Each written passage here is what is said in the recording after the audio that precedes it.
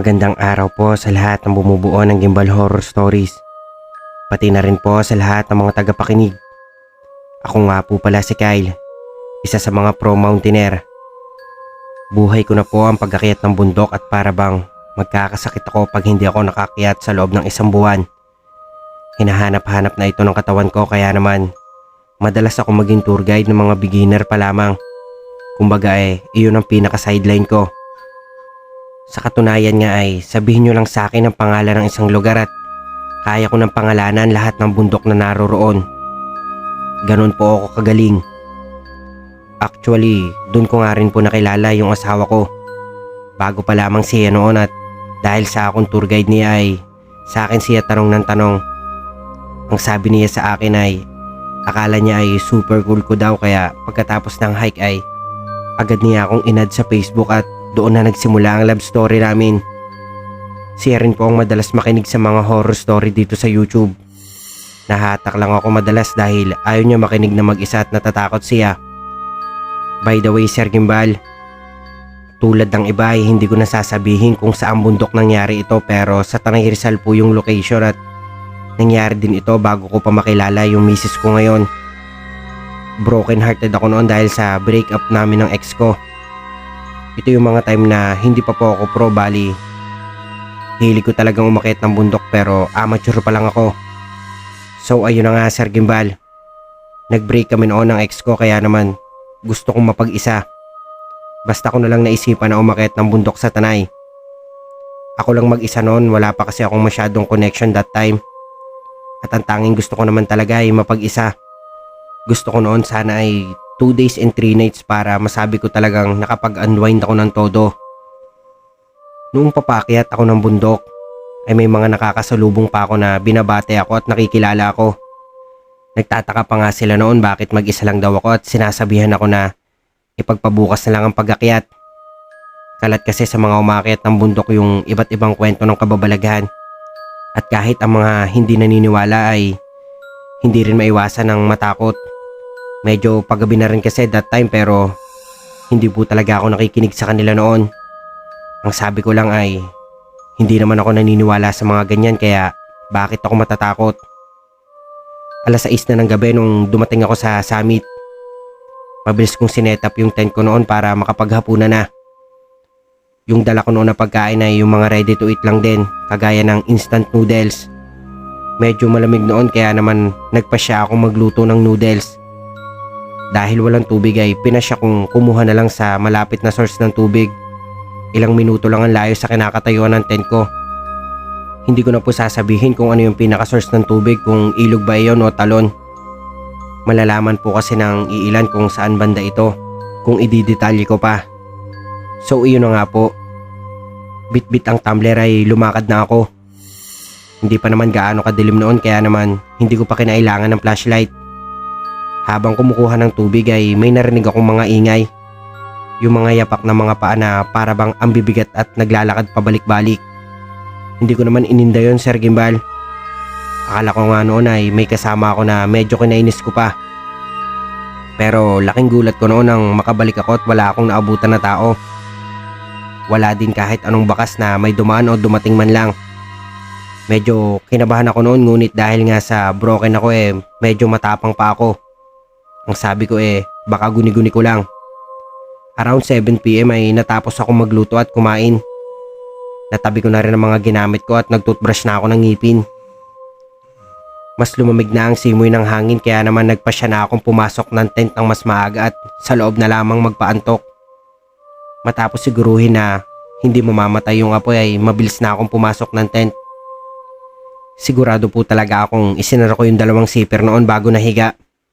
Nagpapaantok lang ako noon sa paglalaro ng offline games hanggang mga around 10 PM nakatulog na ako. Nagising ako ng around 1 AM. Sobrang lamig. Para bang lahat ng hangin sa buong bundok pumapasok sa loob ng tent ko. May naririnig din akong ingay. May naglalakad noong una akala ko'y nananaginip ako pero hindi Naglalakad talaga siya. Nakailang beses ko pang tiningnan ng time sa phone ko nang makumpirma kung meron nga. Napakunot ang noo ko noon. Bakit ka ako may maglalakad ng madaling araw sa may summit sobrang lamig?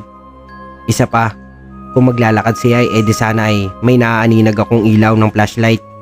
Pero wala wala siyang ilaw na gamit sa paglalakad. Sinong nasa tamang pag-iisip ang gagawa noon? Muling humangin na malakas. Doon ko na-realize kung bakit ang lamig-lamig. Bukas kasi yung zipper ng tent ko kaya naman humahangin na malakas. Mabilis kong isinara yun at akmang babalik na ako sa paghiga ng may maalala. Naalala ko na sinigurado ko pang sarado yun kanina at saka ilang oras din ako naglalaro kaya kung bubukas man yun ay mararamdaman ko dapat. Sinipat-sipat ko yung tent ko, Sir Gimbal. Dahil nga sa hindi ako naniniwala sa mga kababalhagan ay inisip ko nung una ay baka nananakawan ako o may nagsira ng tent ko. Chinek ko rin noon yung mga gamit ko pero wala akong nakitang sira at wala rin namang nawawala. Kampante naman akong bumalik sa pagkakahiga nang muling makarinig ng yabag. Noong una ay mahina lang nalakad iyon pero noong tumagal na ay para na itong tumatakbo sa mismong harap ng tent ko. Yung takbong parang may kahabulan siya. Nakadinig din ako ng mga pagtawa ng kung sino. Lalakas iyon at hihina tapos ay lalakas ulit. Mga 10 minutong ganoon ang naririnig ko hanggang sa bigla na itong nawala. Doon ako nagpasyang lumabas at iiska ng paligid. Inilawan ko lang yung paligid ng tent ko pero kahit isang tao ay wala akong nakita. May mga bakas ng paa o sapatos akong nakita pero ang tao ay wala. Medyo kinabahan na ako noon, Sir Gimbal. Nagpasya na lang akong pumasok ulit at isara ng maigi yung tent ko. Nagtalokbong na ako ng kumot at nagdasal. Mga 30 minutes din akong ganoon bago muling nakatulog. Day 2. 10 AM ako nagising noon. Paglabas ko ay may mga hikers na sa summit. Binati ako ng mga ito at tinanong kung mag-isa lang ba ako. Ngumiti naman ako sa kanila at sinabing oo. Bilib pa sila noon sa akin, Sir Gimbal. Sobra raw kasi ang katapangan ko dahil nagagawa kong mag-camp na mag-isa. Syempre ako naman ay feeling strong, sabi ko lang ay ayos lang naman na mag-camp na mag-isa. Sumabay ako sa kanila kumain noon at nakipagpintuhan.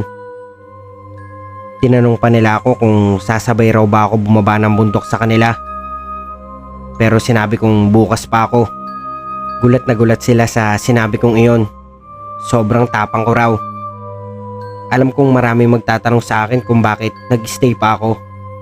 Alam ko rin na sasabihin ng iba na bakit ako nag-stay may nararamdaman na nga akong kakaiba noong first night pa lang. Aaminin ko po sa inyo, hindi ko rin po alam. Mas malakas kasi yung kagustuhan kong mag-stay kaysa sa takot ko pero noong hapon na rin ay halos magsisi ako nang mapagtanto ko na ako pa rin mag-isa. Sikat kasi yung bundok na iyon, Sir Gimbal. Marami ang nag-overnight every other day, that's why I'm expecting na sana man lang ay may makasama ako. Pero noong maggagabi na ay hindi na ako umasa. Kaya naman noong nagtututbrush na ako at tapos na maghapunan ay halos mapatulon ako sa gulat nang may makitang babaeng nagtatayo ng tent sa hindi kalayuan. Napangiti pa ako rito at tinawag siya. Buti naman may makakasama na ako. Sabi ko pa. Ngumiti lang ito at tumango. Inaya ko pa itong magkape kung gusto niya pero umiling lang. Ang nasa isip ko baka introvert lang si ate o baka naman naiilang siya kasi syempre lalaki pa rin ako. Tumambay lang ako sa labas habang natapos na yung babae sa pag-aayos niya ng tent. Nagsimula na rin ako magbasa ng libro ko kasi parang feeling ko ay naiilang ito na nanunood ako. Hanggang sa pumasok na ito sa tent niya. Nakita kong ngumiti pa ito sa akin at ganoon rin naman ako. Pumasok na ako sa tent ko at nagsimula ng matulog. Medyo gabi na rin noon kaya naman hindi na rin ako nag-scroll pa. Sa hindi malaman ng dahilan ay muli ako nagising. May mga kaluskos na naman akong naririnig at mga ingay. Noong una ay ayoko na sanang pansinin niyon pero narinig ko ang boses ng babae. Humihingi ito ng tulong. Mabilis kong kinuha yung flashlight ko at lumabas. Inilawan ko ang paligid at halos mahimatay ako sa nakita. Sira-sira na yung tent ng babae kanina at wala na rin siya roon. Mabilis pa akong lumapit para i-check kung andoon ba siya sa loob pero dahil nga wasak na ito ay kahit nasa medyo malayo ka pa ay alam mo nang walang tao. Hanggang sa makarinig ako ng isa na namang sigaw. Iniligid ko ang sariling paningin at nakitang naroon yung babae. Nakadapa ito at duguan. Dumugo din ang mukha nito at nakataas ang dalawang kamay na para bang nagpapahila sa akin. May lalaking humihila dito na may tattoo sa likod at nakahubad. Naka-jeans naman ito pero sira-sira din iyon. Hindi na ako nag-isip pa ng kung ano-ano. Tumakbo na ako para tulungan yung babae. Iniaabot ko ang kamay nito at akmang hahawakan na ito sa braso nang may ma-realize ako. Iba yung kulay ng kamay ko sa totoong kulay nito. Para bang sinerox lang ang mga yun at yung pagkakaserox ay malabo. Nanginginig na nagtangka pa rin akong abutin ang kamay ng babae para kumpirmahin ng hinala ko at nang tumagos ang kamay ko sa kamay niya ay doon na ako kinabahan. Wala ako sa katawan ko. Ang kaninang lumabas ng tent ay ang kalalo ko lang at ang katawan ko ay naiwan sa may loob ng tent. Yun ang dahilan kung bakit pakiramdam ko ay Xerox copy lang ako at hindi ko rin mahahawakan ng babae. Bigla na lang nalaglag yung hawak kong flashlight na para bang dumulas iyon sa kamay ko.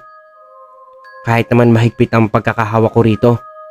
Sinubukan ko pa iyon pulutin ulit pero hindi ko na magawa. Help! Muling sigaw ng babae. Napatingin ako doon at halos mahimatay ako sa nakita. Hindi ko na po idedetalye ang nakita ko, Sir Gimbal. Nakakatrauma po kasi talaga. Nakita ko po kasi kung paano ginahasa ng lalaki at walang awang pinatay yung babae. Iyak ito ng iyak. At patuloy na sinasabi ang katagang, tulungan mo ako. Napaluhod na lang ako noon at nagiiniyak na rin. Wala akong magawa. Paulit-ulit akong humihingi ng tawad at sinasabing pasensya na at wala akong magawa para dito. Nagsimula na rin ako makarinig ng mga iyak at paghingi ng tulong ng iba't ibang tao. May boses bata, may matanda, may lalaki at babae. Noong una ay puro boses lang ang naririnig ko pero katagalan ay isa-isa na silang naglalabasan. Nakatayo sila kung saan pinatay ng lalaki ang babae kanina. Umiiyak ang mga ito at humihiling ng tulong. Tulungan mo kami. Parang awa mo na. Ani ng mga ito. Nagsimula ng mga ito maglakad papalapit kaya naman napaatras ako. May mga ilan pa sa kanila ay nakadapa at halos hindi na makatayo. May iilan na wala ng isang braso at paa. Kasama na nila yung babae kanina na ngayon ay tanging paggapang na lang ang kayang gawin. Sorry, pasensya na. Paulit-ulit kong hinihingi ng tawad habang umaatras. Nanginginig ang mga kalamnan ko na para bang nabugbog iyon sa buong araw.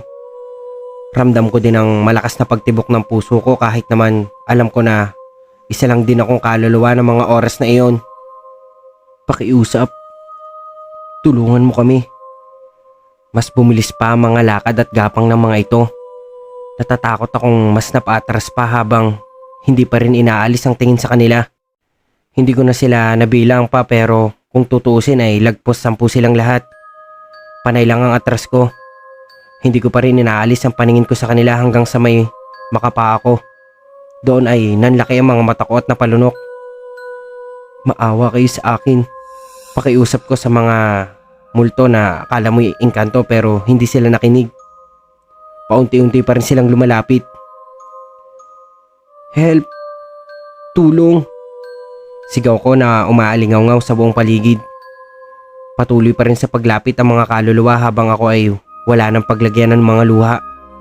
Hanggang sa gumawa ako ng desisyon ng hindi nag-iisip. Umatras pa ako ng isang beses. Opo, nahulog po ako sa bangin. Umaalingaw-ngaw ang sigaw ko sa buong bundok habang tinatanaw ko ang maliwanag na buwan. Ramdam ko po ang pagkasikip ng dibdib ko dahil sa biglaang puwersa ng pagkahulog ko pero bago pa tumama ang likod ko sa lupa ay nawalan ako ng malay. Buhay pa ba? Ayos lang ba siya? Napakunot ang noo ko nang makarinig ng iba't ibang boses. Sobrang sakit din ang buong katawan ko, lalo na ang ulo ko. Kyle? Narinig kong sinabi na kung sino bago may umalog-alog sa akin. Napakapit ako ng mariin bago pinilit idinilat ang mga mata ko na ipinikit ko rin agad dahil sa sobrang liwanag ng araw na tumatama sa mata ko. Naramdaman kong may humahawak sa braso ko at pinilit akong iupo. Buhay pa! Natatawang ani ng isa. May lumapit sa akin at pilit akong niyuyugyug. Napatilat naman ako at tiningnan kung sino iyon. Medyo nagulat pa ako nang makilala ko siya dahil ang utak ko ay nasa pangyayari pa rin. Oh, kamusta naman? Isa iyon sa mga amateur din. Kinaway-kaway pa nito ang kamay niya sa mukha ko bago bumuntong hininga. Sabi ko naman sa'yo wag ka nang tumuloy eh. Aniya na parang alam na kung anong nangyari. Nakahinga naman ako ng maluwag. Ang iba na lang kasama na noon pala ay aakyat ng bundok. Magkakamping daw sana ang mga ito nang makita nila akong walang malay na nakahiga. Malapit sa may banging, ilan di pa ang layo sa tent ko. Tinanong pa ng ilan kung bakit daw ba ako natutulog sa labas ng tent ano raw silbi ng tent kung hindi ko rin naman gagamitin. Pero syempre may mga iilan naman na naintindihan agad ng nangyari at nagsermon pa ang mga ito na bakit daw kasi nagsosolo ako sa ganoong lugar. Pinagalitan pa nga ako ng mga pro at sinabing hindi sila papayag na hindi ako sasama sa kanila pagbaba ng bundok. Hindi na rin natuloy ang camping ng iba. Natakot kasi ang iilan nang may makwento yung pro na may dati daw ginahasa doon at pinatay. Meron pa raw pinagtripan ng mga kaibigan at inaya sa bundok para doon patayin. Opo, hindi na po ako nagpakatanga at sumama na pababa sa grupo. Hindi pa rin ako makapaniwala sa nangyari at hindi ko pa rin ma-distinguish kung totoo ba ang nakita ko o panaginip lang ang lahat ng iyon. Hindi rin pumayag ang mga pro na hindi ako makapagpacheck sa doktor dahil nga sa pananakit ng katawan ko. Sa awa ng Diyos ay ayos lang naman matapos noon ay pinagsabihan ulit nila ako na hindi ko na raw sana ulitin dahil sa susunod ay baka hindi na raw ako makaligtas pa. Tumango lang ako noon at sinabing hindi na ako magkakamp ulit doon ng mag-isa. Sa sobrang takot ko nga ay pinangako kong hindi na ulit ako aakyat ng bundok sa Tanay at hindi na ulit ako magkakamp ulit. Sa tingin ba nila ay madali kong makakalimutan yung trauma ko na iyon? May ilang beses ko pa yung napanaginipan at halos noong mga unang araw ay hindi ako makatulog. Paulit-ulit akong binabangungot hanggang sa dalhin na ako sa simbahan at albularyo ng mama ko. May mga dasal lang na ginawa yung albularyo para tigilan na ako ng kaluluwa at ganun din yung sa pari. Matapos noon ay nagsisimba na ako ng walang palya at tinigil ko na rin noon ang pag-aakyat ng bundok.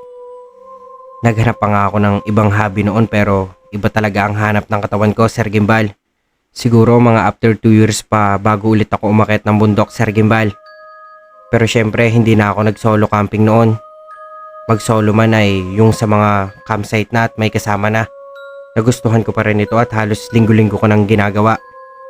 Kapag kasi talaga passion mo ang isang bagay, Sir Gimbal, hindi mo basta-basta maiiwan at may aalis sa sistema mo iyon.